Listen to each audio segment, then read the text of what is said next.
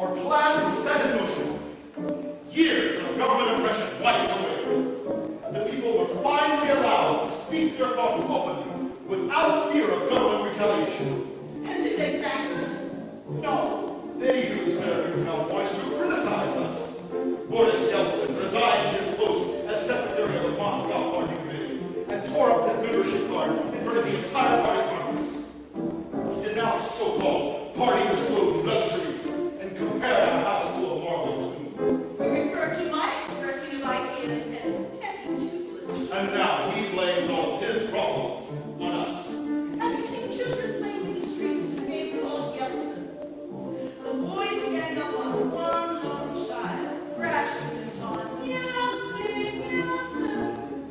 The gang leader is referred to as Gorbachev. May I have the stats, my dear? Yes, of course.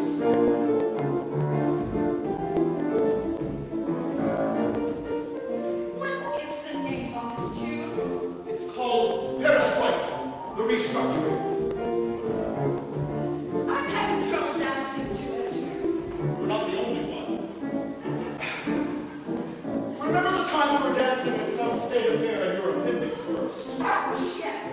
And you just kept right on dancing. It seemed appropriate at the time.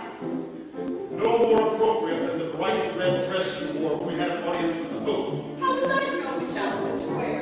A black mantilla just doesn't suit me. I've heard it said that you wear more